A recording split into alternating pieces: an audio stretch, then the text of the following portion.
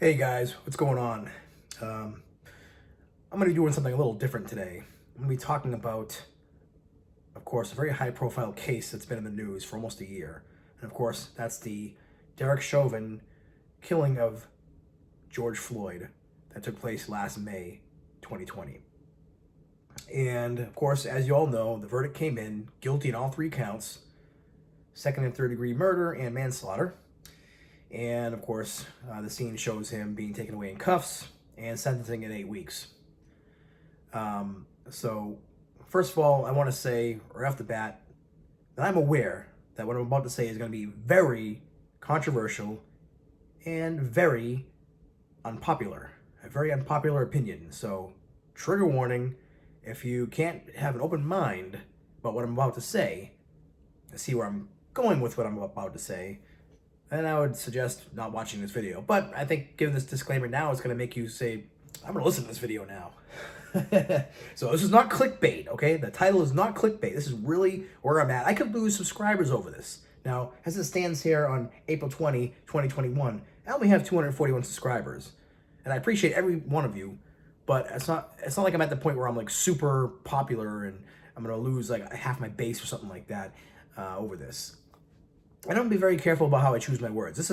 I'm spitballing right now. I'm freestyling. I'm not gonna edit this video at all. I'm gonna say it as it comes to my mind, and hopefully it makes some sense. So, first of all, I do believe that the jury, with the information that they were given, made the best decision that they could. Now, of course, watching the videos, of course, it appears that Derek Chauvin at least contributed to the death of George Floyd. And there's some evidence that he had some drugs in his system and he had a heart condition that could have contributed to it. But the fact is, there was no need to have your knee on a guy's neck for 9.5 minutes. I mean, the guy was already unconscious. And I think that what, was the nail in the coffin for Derek Chauvin in this case was the fact that he had his knee on his neck for so long. If he had it on for like a couple minutes till he was settled down and then stopped, and then he passed out, it might have gone a different direction. But the case is, you got 12 people, I believe it was 12 jurors, and they all had to come to an agreement on this. Even one juror said, you know what, I'm not sure about this. It could be a hung jury, mistrial, whole thing could start all over again if the prosecution wants to go forward again. And of course they would. Pressure would definitely push that to happen. So, of course, I am all for people being held accountable. What bothers me about this whole situation is the excitement that I see, especially from my Christian brothers and sisters. Now, I use the word loosely Christian because I'm not a traditional fundamentalist Bible-believing Christian, but I am a Christian in the sense that I follow Jesus and his teachings. And most of the people that I associate with at least claim to be, followers of Jesus, if not actual Christians. And to see them, being happy about this. Now, don't get me wrong. Justice should be served. And we live in a temporal world where there is sin and evil and hate and all this kind of stuff that we have to deal with. And, you can't just go around shooting people or kneeling on people's necks and getting away with it. There has to be accountability here. But what bothers me is the spirit behind this whole movement of people that are just so happy to see this guy get get not only guilty, but the ramifications of the guilt is he's going to be going to prison for a probably very long time. At least, I think, 12 and a half years per count of the murder charges, and then 4 years for the manslaughter. So he could be in jail for 20, 30 years or more. He could be in jail the rest of his life. And, of course, I'm going through my Facebook feed and I'm seeing people say, yeah, let him rot in jail, and he's going to get a lot worse than that. He's going to get raped in the every single day. I mean, I'm just spitballing here. I'm just telling you what I'm seeing and just the reaction and the people celebrating in the streets and, almost like it's a win. But at the same time, there's this little bit of them that's like, you know what? That's not enough. You could put this guy in jail. Forget that. You could throw this guy in hell and have him burn for eternity. It wouldn't be enough to satisfy your rage and anger towards what this guy did to George Floyd. Now, this is the part that gets me upset, that people want to continue to fight fire with fire as if that is going to cause your situation, your peace, to come out of it. Look, this guy can go to jail for the rest of his life, and you will not feel 1 ounce better about your situation. if you're feeling like you're, it's like, for example, an oppressed people, of course, black people feel like there's cops out there that are, taking lives and getting away with it. So for them, okay, in this case, from that perspective, I understand justice is served. Good. Cops aren't getting away with that kind of stuff. And now we have cameras and there's accountability. That's the good part about it. The bad part about it, in my humble opinion, is wanting more suffering from the suffering that's already been dished out. And if you understand things from a spiritual perspective, from metaphysical or philosophical, however you want to look at it, what you give out is what you get in return. Live by the sword, you die by the sword. Treat others the way you want to be treated. And Jesus taught to forgive your enemy. And I submit to you, just like the defense had submitted to the court that the state, failed to provide evidence to support, beyond a reasonable doubt that he committed these murders, okay? I submit to you that the church has failed to truly show forgiveness. I can't expect the world to show forgiveness. But for those that I see that, call themselves believers, to see them excited, to see them happy about this, it's unnerving. It's a foreign concept to me. And yet, I guarantee you people who are listening to me say this right now are like, where are you coming from? You just expect everybody to get away with everything, don't you? You just want, you want rapists and molesters and murderers to go free in the streets. And that's not what I'm getting at here. It's the attitude behind it. Yes, in the far distant future, there'll be a world that'll be free of sin, free of crime and pain and suffering, in the far, maybe hundreds of thousands of years in the future, for as far as I'm aware.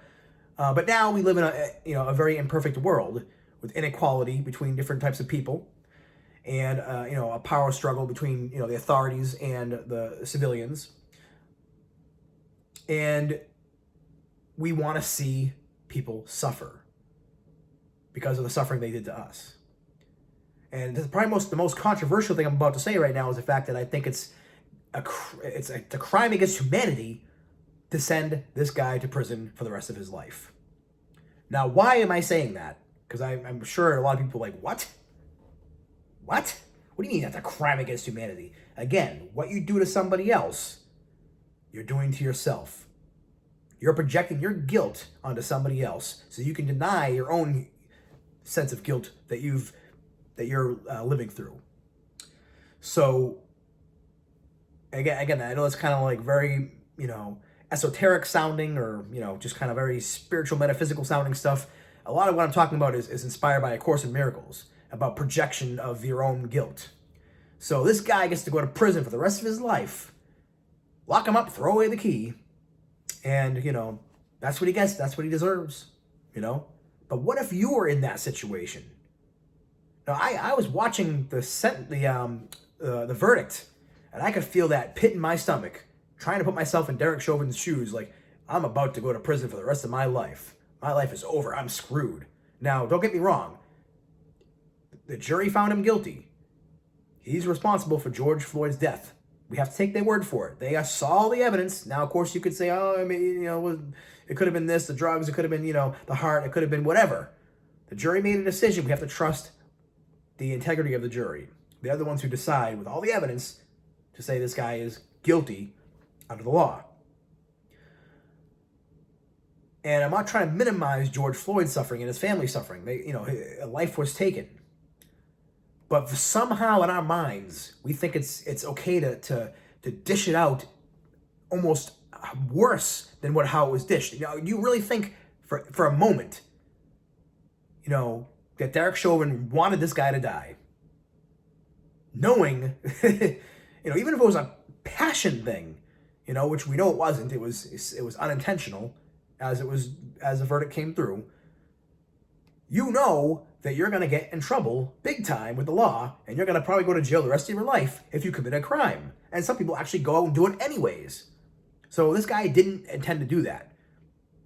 But again, if you're drunk and you get into an accident, you kill someone, you're responsible for that person's death. So you should be held accountable. But should we make the person suffer more? Should we ruin somebody else's life on purpose because another life was taken unintentionally? Should we make someone else suffer more? Even should we make someone's life suffer equally? Is that the attitude that Jesus would have us have? Is that the attitude that would make us feel any peace about the situation? Is that going to give peace to us and remove the guilt that we feel, or that we're projecting onto somebody else for their crimes against humanity? That's what I'm getting at here.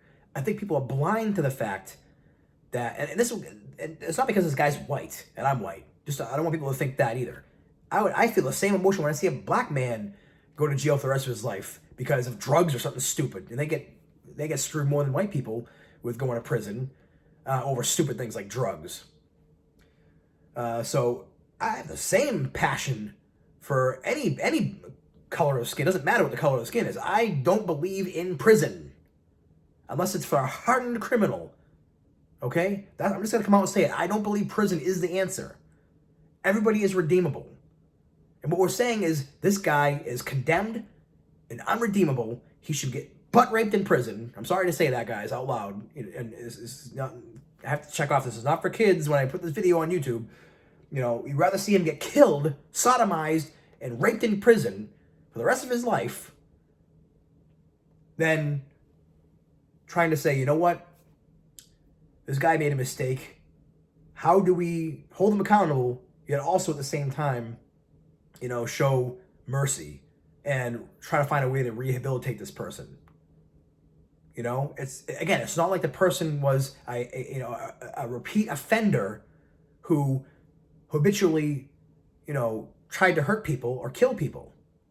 You know, I mean, there's even people talking about, you know, these, you know, and I don't, you know, totally know the whole mindset behind it, but there are people out there that want to try to understand these mass shooters and why they do what they do, and try to reach out to them and understand them and you know, what have you.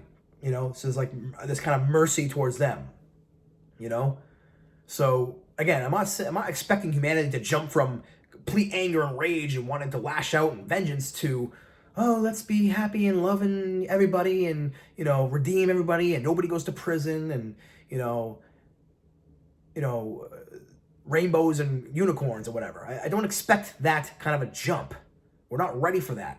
We're not ready for that kind of enlightenment that humanity would need to get to that point. But I think we do need to start questioning our mindset, our thought processes behind, you know, wanting to lash out at our enemy, as opposed to thinking, how can we love our enemy? And that's pretty much all I have to say on this topic.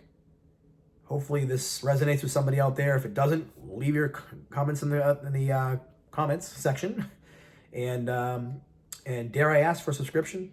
Maybe not this one, is that pushing too much? God bless.